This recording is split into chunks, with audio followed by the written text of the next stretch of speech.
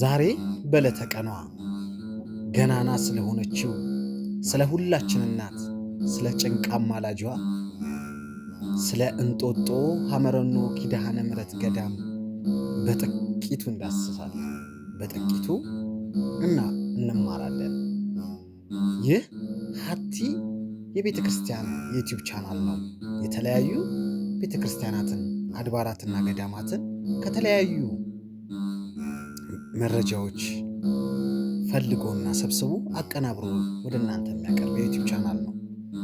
ቻናላችንን ሰብስክራይብ፣ ላይክ እና ሼር በማድረግ አብሮነታችሁን እንድትገልጹልን ስንል በልዑል እግዚአብሔር ስም እንጠይቃለን።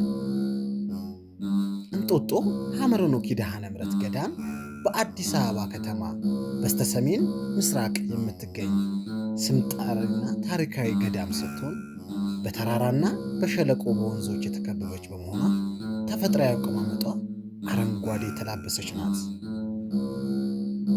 ይህችም ቤተ ክርስቲያኗ ውበትና ግርማ ሞገስ ከመስጠቱም አልፎ በሚያስደስት ጸጥታና የአዕዋፋት ዝማሬ የተሞላ ጸጋ እንድትላበስ አድርጓታል።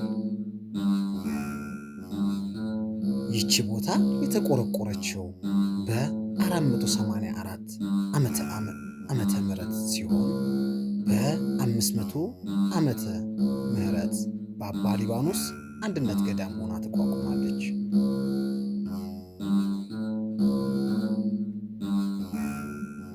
አባ ሊባኖስ ወደ ሌላ መንፈሳዊ ተልእኮ ለመሄድ መነኮሳቱን ሲሰናበቱ እንዲህ የሚል ትንቢት ተናግረው ነበር። ልጆቼ ሆይ በሉ ይህችን ቅድስት ቦታ አደራ ሰጥቻችኋለሁ። በኋላ ዘመን ታላቅ ቦታ ትሆናለች።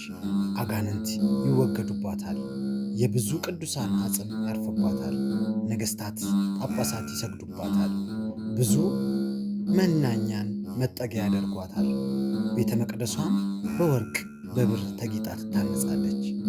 አንድነቷም ገዳሟም ተሻሽሎ ይቋቋምባታል ብለው ተናግረው ነበር። በዘጠነኛው መቶ ክፍለ ዘመን ዮዲት ጉዲት የአክሱም ጽዮን ቤተ መቅደስን ለማቃጠል ስትነሳ ንጉሥ አንበሳ ውድም ታቦተ ጽዮንን በምስጢር በመያዝ ወደ ሸዋ በመምጣት በእንጦጦ ሐመረኖ ኪዳነ ምሕረት ገዳም ታቦተ ጽዮን አሳድረው ወደ ዝዋይ ደሴቶች ሲሄዱ ለገዳሟ ንዋየ ቅድሳትን ስጦታ አበርክተዋል። ጸበሏንም ተጠምቀው ቦታውን መርቀው ሄደዋል። በ12ኛው መቶ ክፍለ ዘመን ደግሞ ጻድቁ አቡነ ገብረ መንፈስ ቅዱስ በንጉሥ ላሊበላ ጋር ወደ ዝቋላ አምባ ሲመጡ በዚች ገዳም በአንድነት አድረው በጸበሏም ተጠምቀው ቦታውን ባርከው አቡነ ገብረ መንፈስ ቅዱስን ለመነኮሳቱ እንዲህ ብለው ነበር። ይህች ገዳም ታላቅ ስመጥር ገዳም ትሆናለች። በእርሷ በታች የሚታየው ጫካና ዱር መናገሻ ከተማ ይሆናል።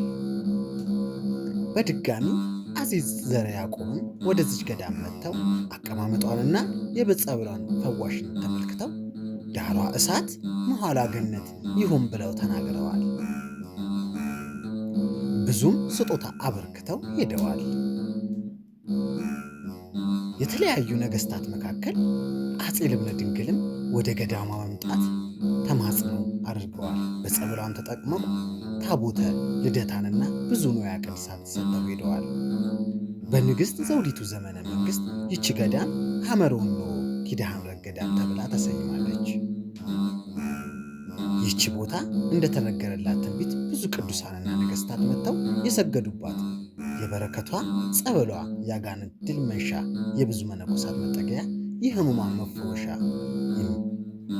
ሆናለች። የእመቤታችንን ቃል ኪዳን ለማግኘት ብዙ ጊዜ ለሱባኤ የሚመረጥ ቦታ አንዷ ናት።